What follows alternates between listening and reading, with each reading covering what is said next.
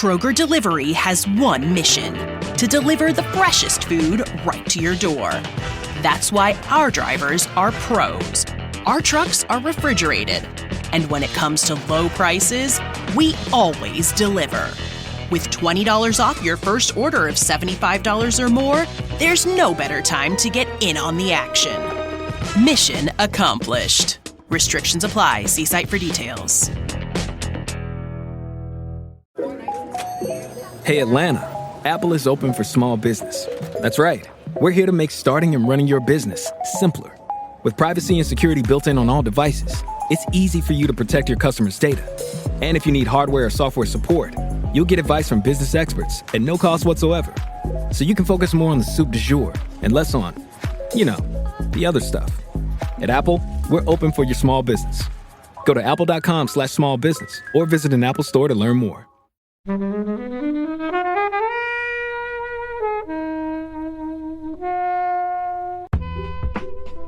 There's some brilliant set pieces in it. And yeah, it's just kind of like one of those films that we'll probably never see its caliber again because they just don't make them like that anymore. I could talk about Sean Connery all day. I think he deserved that Oscar.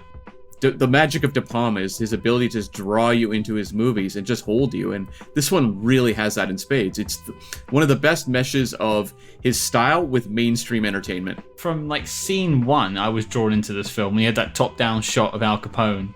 I just knew we were in for a treat, and I was captivated for 2 hours. I should have seen this 10 years ago. If I could make it a 6, I would. Hey everybody, welcome to the Flixwatcher Podcast. We're joined by Scott. Hello. Cam. Hi, how's it going, guys? And Helen. Hello. And we're going to be talking about The Untouchables. Thank you, as always, to the mighty people for the mighty, mighty tunes. And thanks to Ben from Rockwood Audio for his awesome editing skills. Please do remember to write a review and rate us on Apple Podcasts and anywhere you can do where you listen to the podcast, because it really does help us. And you can join in the conversation with us on Twitter at FlixWatcherPod and on Instagram at FlixWatcher. Hello, film fans. Welcome to Flixwatcher Podcast. Joining us remotely on a very, very sweaty day, we have Cam and Scott. If you could please tell our listeners a little bit more about who you are and your podcast, please. Sure. So we are a SpyHards Podcast. So basically every week we pick a spy movie. It could be a Jason Bourne, it could be a James Bond, or it could be some very strange ones that we do find. And basically our mission that we've chosen to accept is to find the best spy movies ever, and we put them on a list. Who are you? Sorry, who are you speaking? Just so people know. Oh, well, I'm Agent Scott. Good. Fine. That's usually I should start with that, but yeah. So we have created a list that we call the NOC list, which is the need to see official classics. It's a bit of a long name of the SpyHards podcast, and basically, if it makes the NOC list, it is going to be a blockbuster 5-star hit that you could recommend to anyone. So we're going to go through all the crap out there and find the beautiful golden nuggets. My name's Cam. I co-host the show with Scott, and basically we are looking at what we call the NOC list is the Need to See Official Classics. That's our really clumsy acronym for Need to See Official Classics. And it's always a battle every week to decide with us and a guest which movies get in. And so a lot of the conversation becomes like, I love this Bond movie, but is it good enough to be on the pantheon of all-timers? So that's sort of the gist of it. Is Bond not by default on the NOC list? Some aren't. No. Some are. Okay, can you give us an example of one that isn't? I wouldn't know which one it is, but give us an example of one that isn't on the NOC list. Sure, I'll spoil one. Die Another Day. I know that one. I'm not sure I've actually seen it because Emma just said it was shit. That's the one with the invisible car and Denise Richards, right? Denise Richards is actually in The World Is Not Enough. It's Halle Berry's in Die Another Day. Fair enough. So I came across your podcast because it was at the time Disney Plus kind of launched. Well, it was doing some stuff in the UK, and there's this kind of Twitter thread about trying, release Condor Man on Disney Plus, and I was like, shit, I've not seen Condor Man since I was a kid. And so I typed in the podcast Condor Man, and your guys popped up. I think there's another podcast that's talked about Condor Man in the whole of the ether of podcasting, but yours came up, so I listened to the episode, and I've been listening since then. I'm not that big spy fan, but when a film pops up that I like, then I do dive in. So That won me over, the Condor Man episode. Who was it that hadn't seen Condor Man out of you two? Neither of us had seen it. Neither of you? Yeah. Whoa. Helen, have you seen Condor Man? I haven't, no. I definitely don't remember it if I have. I don't even think I've heard of it. Sorry, out of my... What I enjoyed is, so it's Michael Crawford as a spy, a.k.a. You don't know who Michael Crawford is? No, I definitely haven't seen it. Yeah. And so you guys trying to... I don't know who's trying to explain... I can't remember who's trying to explain who Michael Crawford was. But in the UK, if you're of a certain age, some others do have him. Guy as Michael Crawford. And that means nothing to you. So you just stone-faced there. No, I know Michael Crawford. My dad had a Michael Crawford CD that he played endlessly growing up, so I'm quite aware. But I didn't know him as an opera singer. I didn't know him as that. We just knew him as like this slapstick fool in the UK. Generally, I didn't know he had a singing career. Yeah, he was also the original Phantom of the Opera. Yeah, and crazy. That's crazy. And then he goes and plays a spy that has fake wings. Oh, I used to love that. Those wings were so real, Scott. More real than anything I've ever seen on the screen. So were the cables attached to him. I do need to rewatch it. I've not seen it since I was a kid. We used to have it on VHS as a kid, and it was, I don't know why we loved it, but we just did. But anyway, that's how I found your show. But today we're talking about The Untouchables. First of all, who chose it? And is it a spy film? Will this make the knock list?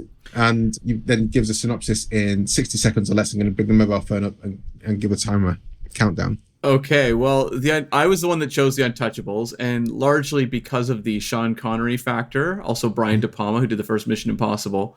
So there's several connections there to spy films, and we just get tired of talking about spy films all the time. We want to do different things.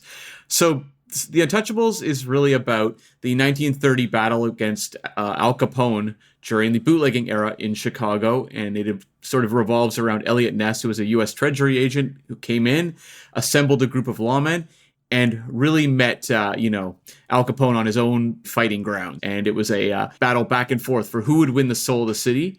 And that's sort of the gist of the film, really. And Kevin Costner's the star, and De Niro plays Al Capone. So you have two heavyweights going up against each other. Very interesting film. Awesome. Scott, have you seen this before? What are your thoughts of Untouchables? One of the themes of our podcast is I've never seen any film ever, apparently, because it seems to be a first watch every time. And so I had never seen The Untouchables, despite its gravitas. Can I ask how old you are, Scott? You could. I might not answer. I'm a spy, after all. I am the tender age of 34. Okay. I would have thought you should maybe still listen. Helen, do you think you should have seen it by this point? I think it's shameful. It's kind of a big film for all of the stars in it, and it is one of De Palma's best. So, but there's lots of films out there, and you can't watch them all. Hey, I've never claimed to be an expert at anything, and that includes reviewing films. So I am an idiot. It's fine. And I will say, actually, in Scott's defense, as of really now, he has become an expert on 1987 Kevin Costner. What else does that mean? Is that Robin Hood, Prince of Thieves? Nope. No. So I'm not sure at what point this is being released, but we recently have covered the other film that Kevin Costner made in the same year, which is No Way Out. Never heard of that one. It's actually a really good spy film. Okay. So yeah, you've never seen it before, Scott, and that's one of the benefits. That's one of the reasons we do this podcast is other people bring films that we've never heard of or seen before, and that makes it great.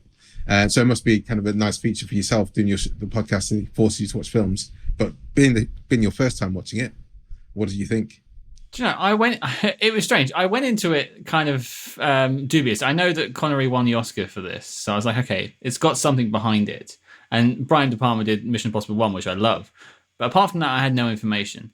And I don't know anything about American history, so none of that really resonated with me. But from scene 1, I was drawn into this film. We had that top-down shot of Al Capone. I just knew we were in for a treat, and I was captivated for 2 hours. I didn't even look at my phone, and that says a lot about me watching films. What were your thoughts, Helen? Have you seen this before? Yeah, I've seen this quite a few times, possibly into double digits. Probably discovered it around the time when I was just trying to, well, maybe a little bit before, but I had a period where I was trying to watch all the De Niro films, so it would have definitely been around then. And yeah, I just think it's really great from De Palma. Like the shot you mentioned, there's some great kind of shots in it. There's the scene at the end on the stairs. There's De Niro wearing his silk pants, which you don't see, but apparently he had to wear Capone's silk pants. So when you say scene on the stairs, do you mean with the baby, or do you mean with Sean Connery's Malone getting? Oh, with the baby. Sure. You know, that's one of the ones that I can remember. So yeah, I've seen it loads. I hadn't seen it that recently, so was really excited to revisit this one for the podcast. Yeah, I think I first heard of it because it came up in the list of the worst accents on film. I think it was Empire's list, isn't it? It's number one on the Empire readers. No, it was one on TV I saw, so it wasn't Empire, but it frequently comes up, Sean Connery's accent as being the worst Irish accent ever, and that was the first time I'd heard of it, and I thought it was a joke film for the most part because of that one reason, and also because I didn't follow Sean Connery outside of Bond, so I didn't really know he was an actor outside of Bond. And then one day I watched it, I was like, oh shit, this is a decent film. But this rewatch, I felt it was a bit tamer because I think we've seen. I like this kind of history of America, this Prohibition, Italian mafia gangster piece. So things like Boardwalk Empire is something I kind of lapped up. You have Capone played there by Stephen Graham, which is hilarious. That some Scouser is playing Al Capone and does him really well. So I really enjoyed it. But I just thought, I wonder what it would look like or feel like if it was refilmed today. I'm sure it'd be a lot more harsh of a film, and I'm sure they'd kind of play the story in different ways. I'm sure they'll do other stories with Eliot Ness going forward. I don't know what your thoughts, guys. I mean, I don't think it would be as this violent if they made it now. I think it would be PG-13. Really? And I don't think you'd have any of the stylish direction going on. I think it would be... I mean, nowadays, why would you make an R-rated movie for a theater? Like, people don't really go to them. Outside of, like, known properties or horror films, a movie like this would wind up on, well, Netflix or, Amazon Prime or something. And you're not going to get a Brian De Palma. You're not going to get David Mamet writing it. And it's not going to be that bloody. So you're thinking purely economics here. But we've had Scorsese with The Irishman on Netflix. You got Spike Lee doing stuff going straight to Amazon. It's not outside the realms of possibility.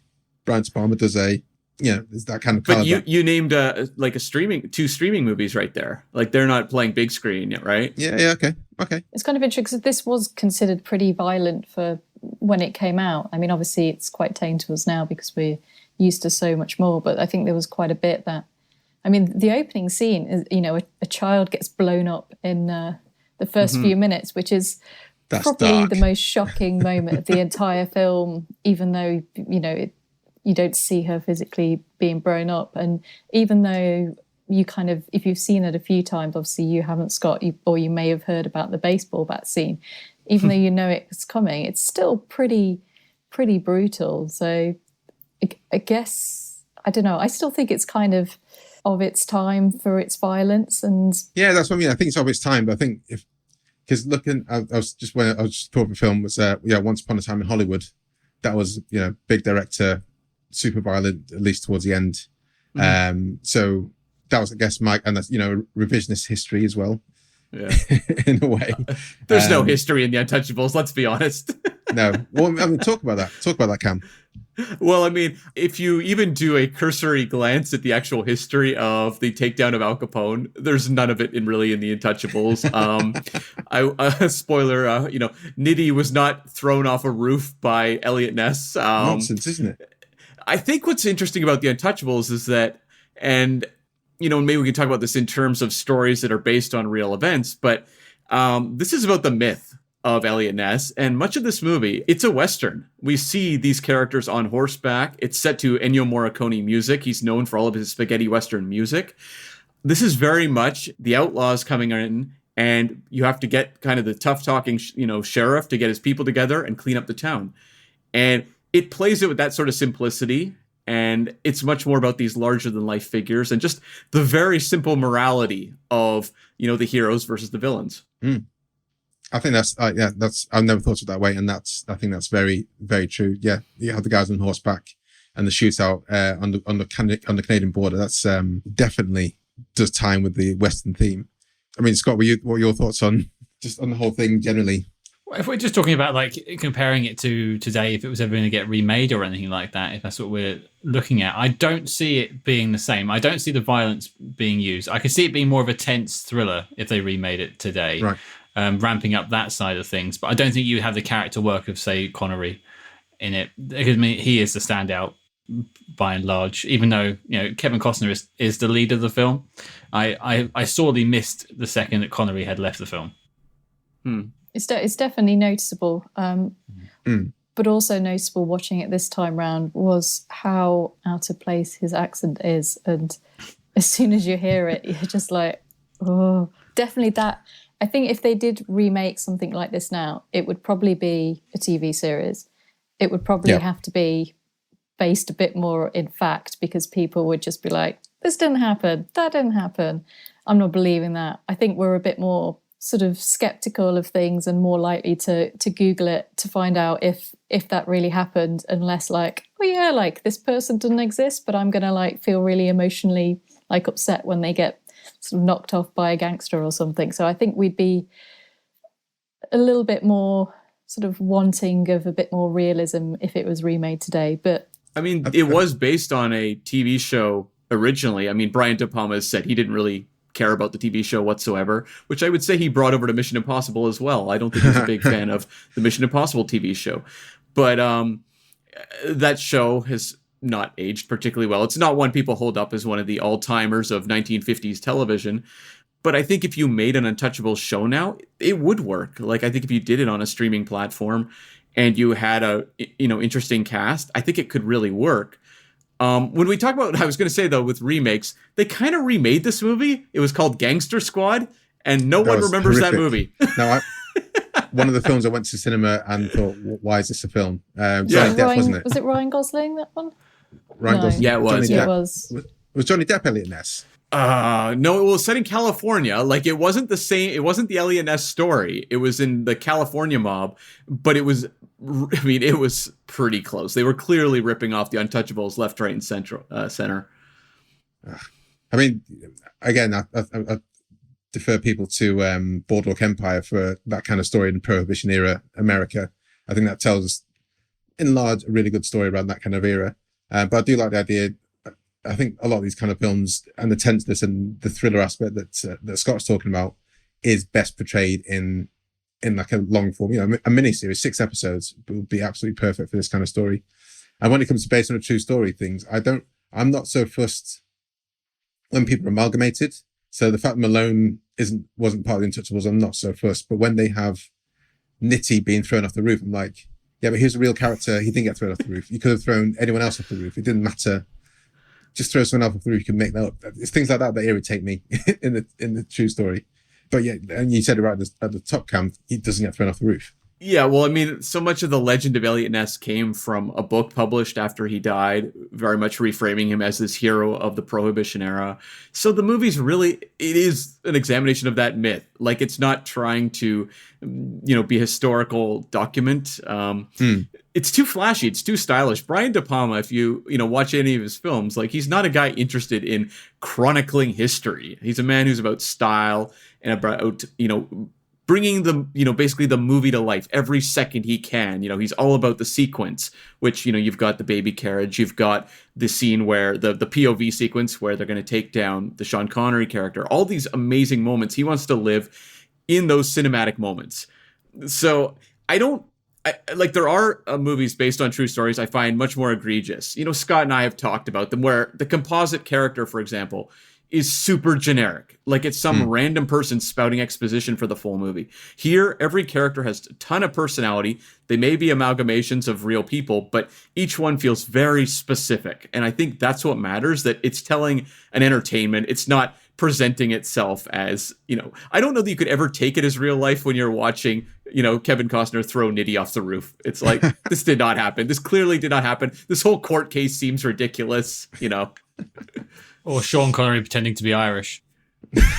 Is he even pretending though? He's not pretending. I feel like there's one scene where he's like, okay, I've got an Irish accent. And then he's just back to the Connery accent. The Connery accent, exactly what it is. But I will agree with you, actually, Kobi, just about it being a series if they ever remade it. Because we recently covered a film that we weren't big fans of called The Little Drummer Girl, which is based off of a Jean le Carré novel. And that became a miniseries, didn't it? It did, exactly. And that was by Diane Keaton in the 80s, funnily enough. And it became a miniseries on BBC. And the miniseries is 10 times better. Like, I would watch that on repeat. And I think that gave it the room to breathe. So maybe this story could do that. I think it's interesting because we've done Tinker Tailor Soldier Spy on here, and we've heard another Le Carré joint. I've not seen the miniseries on BBC, but I heard that was really good as well. So it's interesting that they can maybe exist in the same ethos, but it just has to be done well on both sides. But yeah, I've heard nothing but great stuff about the Little Drummer Girl, and all John Le Carré stuff, Night Manager, that the BBC has done recently has been great. There's a lot of depth to his writing, and I think it's like his character writing as well. He's so specific and detailed that there's just a lot to go to.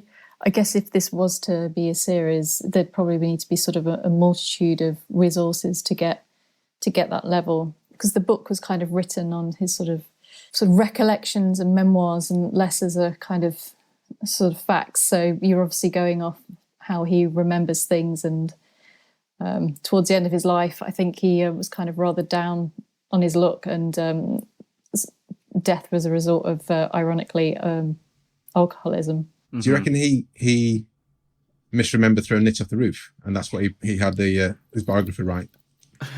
Maybe. Well, I don't know. We'd have to dig up that autobiography, but it's like in real life, Nitty shot himself 3 times in the head. Like he committed suicide during a period of I think it was alcohol-induced insanity, basically. And they said the first shot he missed and shot his hat off. And I watched The Untouchables where Kevin Costner shoots his hat off, and I'm like, is that some sort of little reference to what actually happened in real life? I have no idea. Guys, is there anything you want to say before we head to the scores? I could talk about Sean Connery all day. I think that he deserved that Oscar, and let's talk about Sean Connery, because like I said at the start, and I'm sure for many people, Sean Connery is the first James Bond, and not much more than that. So give us a bit of a lowdown. Where does kind of rank in this filmography for you?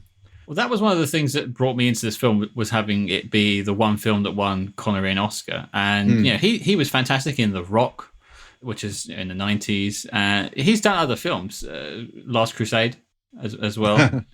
Great in that. And Robin Hood, Prince of Thieves, another Connery joint. Sure. Right at the end there. Maybe not an Oscar-winning performance, but he was there. But yeah, I just think this film gave him the room to play around, whereas he's been stuck in some of these roles. Like Bond is quite prescriptive sometimes. Like you kind of have to be this defined character that Ian Fleming set out. So this allowed him to play. Same with The Rock, actually, I'd say. It gave him a little bit of room to mess around. And also, his career wasn't doing spectacularly at this point. Like, he was still a working guy. He's doing fine. But, Connery was not the movie star that we think of him as before he does Untouchables. And that movie was very much responsible for putting him back in the big pop culture sphere. It carries him right to the end of his career. And at the same time, it's launching Kevin Costner. Because Kevin Costner's a guy, he'd done a few things. He'd done Silverado, which was a Western that got him a lot of attention. But they wanted Mel Gibson for this movie. Mel Gibson was who Brian De Palma really wanted for Eliot Ness. And Mel Gibson ended up choosing Lethal Weapon instead. And so they said, the studio was actually kind of we don't need stars. This movie sells itself. Get whoever. And so they wound up with Costner. And I think it really does ground who Kevin Costner is going to be for the rest of his career. He's kind of this moral center character we can always look at. He's very earnest. And, you get him set up here, and as well as the movie Scott referenced earlier, No Way Out. That just kind of starts the dominoes going. And then, we head into Bull Durham and Field of Dreams and Dances with Wolves. This is very much the launch pad for both. Waterworld. Yeah, Waterworld. All-time classic. All-time classic. But, this is a relaunch pad for Sean Connery and a launch pad for Kevin Costner. Yeah, I mean, it's not a bad way to be typecast, I suppose, as, a nice, morally censored guy. Goes generally going to be on the side of right, is it? Guys, let's head to the scores.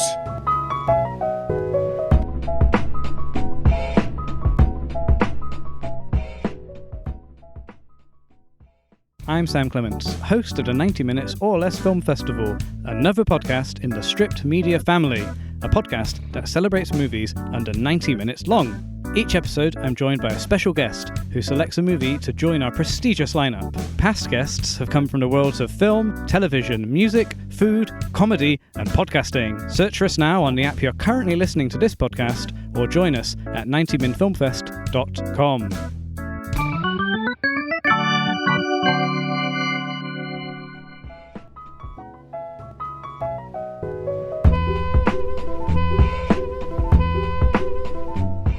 Welcome to the Flixwatcher scores. All of your scores will be out of 5. You may have decimal places, and we will start with you, please, Cam, with your recommendability. Recommendability? I would give this one actually a 5 for recommendability. I think it's something that people should see. They may not love De Palma's style, but I think it's a movie people should see, so I think a 5. Scott.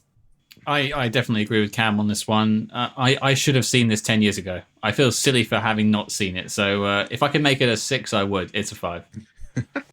Helen. I give it a 5 as well. As gangster films go, it's got it all. It is massively entertaining for what is a 2-hour runtime, with a story that sometimes you feel that maybe you've kind of seen it before, and you've kind of seen, there's been stuff recently, and it's, there's some brilliant set pieces in it. And yeah, it's just kind of like one of those films that we'll probably never see its caliber again, because they just don't make them like that anymore. So yeah, a 5. They just don't make them like that anymore. I'm going to go for 4.8 because, I mean, I recommend it to most people. I don't know. Let's put it to 5 actually, because I can't think of who I wouldn't recommend it to, apart from people who are too young or very, very old. But I think I prefer to see this story told again in a different way that, David Fincher does with Mindhunter, for example. I think that'll be a great way to portray the story. Repeat viewing score, Cam. Repeat viewing? I would give it a 4. It's a movie I love. I've seen it 4 times now, but it's not one that I would burn through rewatches on. So I can't quite give it a 5 because, for example, Army of Darkness, I've seen 80 times or something like that. Evil Dead 2, movies like Star Wars. I don't put Untouchables on that level. So how do you define a spy film that you'd consider for your show versus not? Because this is, I guess, spy adjacent. It's lethal enforcement. It's a bit of undercover work. This falls more into the gangster genre. Typically, if it involves more, I guess, law enforcement, we don't tend to include them. We look more at secret agent, spy, assassin, things like that. Specifically, secret agent kind of, even though they're both enforcing the law. Yeah. Scott, what do you think? I mean, we do walk the line from time to time. I mean, we covered all of the Men in Black films. I don't know why. I watched Men in Black International twice for my sins. It was not a fun time. But I saw that just came on Netflix, so I'm going to avoid that. Yeah, I would. That's minus 5 stars. But yeah, I think we tend to try and avoid detective stories because they might do some undercover work or snooping or that sort of thing, but they're not being a spy, or there's no secret agent stuff or undercover stuff that way. I don't know. If someone puts a movie to us, we will consider it. We've had several that have been put to us and been like, oh, there is a spy element here, and covered them. Cars 2 is a spy film. And what about the latter Fast and Furious series films? Yep. Mm-hmm. They're in, yeah. Scott, repeat viewing score for The Untouchables. I went with 2.5 with this one, and it's not meant to be a slight against the film. It's just I don't feel like this is something you want to watch again for a while. It feels like it's a really good, enriching watch. You get a lot from it, and then you put it away for a couple of years, and then you come back to it and go, oh yeah, that was a good film. It's not like an MCU film where you just have Iron Man 3 on in the background and you're just kind of watching it. You have to pay attention for 2 hours, and that's not something people can do once a month. Helen? I'm going to go a little bit higher than that. I'm going to give it a 3, but that's mainly for the times that I've watched it before. Probably not in a rush to go out and watch it again, but if someone was suggested they'd wanted to watch it and they hadn't seen it, I'd be like, yeah, sure, put it on. But yeah, a 3 for its lifetime of rewatches for me. Yeah, I'm going to go for 3 as well, because I've only seen it twice. I like the way you kind of phrase it, Scott. It's like you pull it out of the bag once every few years. For me, it's been at least 10 years since I saw it the first time, and I think sometimes there's a nice cadence to rediscovering like, oh, that was a good film. Let's put it on now, knowing you're going to enjoy it. So I think it will be that kind of thing for me. So yeah, let's go both of 3. Small screen score, Cam. This is tough because I think it's the type of movie that people could totally enjoy at home. But you look at the De Palma visuals and they just like scream big screen to me. So I'm going to go, I'm going to give it like a 3.5 because I think it totally works at home. That's sadly the only way I've been able to see it. If it ever plays on a big screen here in Vancouver, BC, I'll go and see it. But I do think it's the sort of thing that will have an extra punch to just seeing, that baby carriage scene at the the rail station on the big screen would probably be incredible. Have you guys seen, which Naked Gun was it where they spoofed this? Yeah, it's the third one. Is it the third one? I saw that on the big screen. Not as impressive. I think I've seen that one on the big screen. Like, I would rather have seen this on the big screen than that, but Small screen score, Scott. I went for a 4.5. Apart from a small fraction of, I would love to see it at the cinema. This film, I think it's perfectly fine for a good TV at home. I mean, if you're watching it on one of those old, 10-inch CRT TVs that you have in your corner, or maybe like Michael Scott's TV in the office, maybe not the right television. Comes an inch out. Yeah, it just pops out. Maybe not the right size, but if you've got a generally average sized television, I think you've got enough to see it on. Do you guys do you have like rep cinemas, Cam, where they tend to play mainly old films? Yeah, we've got a couple. One does more art house stuff, so you might see some Hitchcock play there or film noir, but largely they just do more, Bergman or Fellini type stuff. We also have another one that does a little more general. I don't know that they would necessarily grab Untouchables, though. They tend to go for things like Terminator or, Rambo or that sort of thing. Tim Burton's Batman. That's what, yeah, because Helen, I was trying to think about Prince Charles. Would they probably would show The Untouchables, but I think it'd be quite easy to miss it. Yeah, I'm trying to think whether I've seen it before, but this definitely feels like it'd be something they'd do as an anniversary thing, or at least part of some season. Yeah, with Scarface, and yeah, I can see it like I can see it like that. What's your small screen score, Helen? Yeah, so I've only seen it on a small screen, and until this watch, when I've been watching it then, I'd kind of not been that passionate about cinema in general because I was much, much younger, but watching it on a smaller screen this time round, I was like, actually, I think the next time I see it, I would enjoy it to see it as it was intended on the big screen. I think it's the combination of the sight and sound for this, because the score is fantastic and the two just work together really, really, really well. So a 4. I mean, if you haven't seen it and you can only see it on a small screen, I'd recommend seeing it. But if the chance does come along for the big screen, then yeah, do that. Yeah, I'm going to go for 3.5. I think I'd like to see it at the Prince Charles or another rep cinema when it's coming along. That's probably the way I'd watch it sooner than picking out with, next time it crops up on Netflix in a few years' time. And there are some scenes in it which are great. And I think some of the tension is multiplied by the number of people in the screening room with you as well. So that collective experience would make it pop a bit more, I think, for me. 3.5. So engagement score, Cam. It's a 5 for me. In terms of just keeping me locked to the screen, it's a 5. And, Scott said, it didn't make him look at his phone. And that is something that we struggle, I think, more with now, just with our attention spans. If when you're watching something that's like a 2.5-star movie, 3-star movie, I think you're more likely to reach for the phone at certain points. And Untouchables is one. It's just the magic of De Palma is his ability to just draw you into his movies and just hold you. And this one really has that in spades. It's one of the best meshes of his style with mainstream entertainment. Scott. I telegraphed my answer earlier. It has to be a 5. I couldn't put my phone down, and trust me, I put my phone down. Oh, sorry, I couldn't pick my phone up. I say that again. I'll do that again. No, it's fine. It's fine. It's baked in now. It's fine. Run with it. But yeah, like I talk to Cam all the time, and I ignore him as much as I can. I have my phone. I just put him off. But this film, I put it away.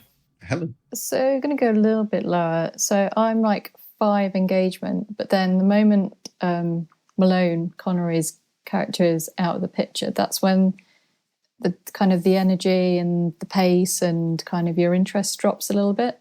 And that's when this time around I was a bit like, I've kind of seen it before, and was kind of like doing a bit of fact checking on my phone. So I'm going to give it a 4.5. I'm going to give it a 4.8. I agree with the kind of energy going out when Connery goes, but there were still scenes that had with, with tension. And the baby scene on the stairs, for example, because I hadn't seen it for a while, I think that plays to the repeat viewing score. It's kind of nice to forget what happens in films so you can almost rediscover it. I really couldn't remember which way it was going to go, and I was like, oh no, the baby's going to be fine. Oh no, is it? Oh no, oh no, they're going to kill the baby. Oh, okay, good. It was that kind of thing where I just really, I was in it at certain points. I think there were kind of peaks and troughs, but generally, yeah, it was high engagement there. And that gives us an overall score of 4.20625. Very good. It's pretty good, that. Even with the slightly lower small screen score from people. Guys, let's head over to Twitter because that's where we have a few reviews from our listeners. And if you are following us, if this is the first time you listen to us, do follow us on Twitter. We are at Flixwatcher Pod. And one of the main reasons to follow us is because we do give a shout out before we go into record and say something like this. We're reviewing Untouchables with Tiberius Hardy. You might have to explain that, Scott. Cam V. Smith from SpyHards Podcast. Have you seen it? Tell us your thoughts on a score out of 5 stars for an on-air shout out on Flixwatcher. And we had a decent response.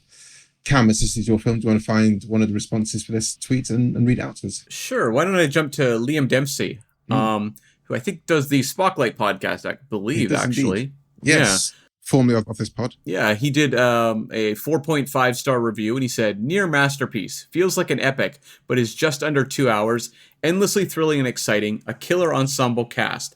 Connery transcends his bad accent because he's just so damn badass. And De Palma's bravura filmmaking on full display. Fantastic Morricone score, too. I'm going to schedule this Morricone score for tomorrow for when I've got some work to do. Scott? I was going to go with Liam's, actually, but let me pick another one, just because Liam's such a good guy. But let's go with our friends actually over at the My Drunk Movie Theatre podcast as well, actually. 5 stars. This is one of my all-time favourite Connery performances. Yes, even that Irish accent. It's well-paced, fun, and it hits you in the feels at the right moments. Plus, the shootout at Union Station is one of those sequences that really sticks with you. That's the Chicago way. That is such a nice scene, actually. Helen? This one is from Lee Thomas. Superb. My favourite De Palma. Has more than one career best performance and a brilliant score from Ennio Morricone. 5 tax evasion charges out of 5. Like what you did there, Lee. Yeah. I do need to watch this again. I need to listen to the score again. I maybe missed that. Cam and Scott, I think there's one more each for you to pick up. Okay, I'll do the Betamax Video Club. It's a 5-star review. Stylish, smart, amazing cast tells the old story with new panache. Deserved Oscar for Connery, accent aside. Boy, people want to pick on that accent, I tell you. We do. I need to know who else was up for an award at the same time as Connery in this year. Well, Morgan Freeman, Albert Brooks, and Denzel Washington were. But for what films? Oh, I can't remember. But they were there. I mean, Denzel, Morgan... They're pretty big names. Yeah. I think Morgan Freeman was maybe street smart that year. Scott, last one. The last one comes from Gidget von LaRue. Simple, really. Perfection of a film. I'd say that's like 5 stars, maybe. But yeah, maybe, but thanks no so much, stars guys. on that one. Remember your stars, people. It's very important. Remember the stars. Gidget knows better than this. Thanks, guys, for all the reviews there on Twitter. Do follow us if you listened to us for the first time, as I say, and you want to get more of these tweets in advance. Scott and Cam, can you sign off by telling everyone where we can find you online and say goodbye and sayonara to all the listeners? Well, for Spies, we're very easy to find. We're basically everywhere at SpyHards, SpyHards, Facebook, Twitter, Instagram. Apparently, we're on TikTok. You might find us there. You never know. Anything from you, Cam? No, and you can just follow us on Letterboxd as well, because we have our knock list there. We have the disavowed list, which calls out the worst spy films ever. And we often actually tease some movies coming up that maybe we don't make that public elsewhere. So there you have it. And is that SpyHards simple as that on Letterboxd? Yep, letterboxd.com/SpyHards. Awesome. Thank you so much, guys. It's been an absolute pleasure. Thanks for coming on. Thank you very much. Thank you. Bye. Enjoyed this episode of Flixwatcher Podcast? Why not leave us a 5-star review on iTunes? You can also follow us at FlixWatcherPod on Twitter, and we're at FlixWatcher on Instagram. Thanks as always to the mighty people for their mighty, mighty tunes, and Ben from Rockwood Audio for his awesome editing skills. If you're looking to get your podcast edited as sweet as this, get in touch with Ben, and that's Rockwood, R-O-K-K Wood Audio. Tell them Flixwatcher sent you.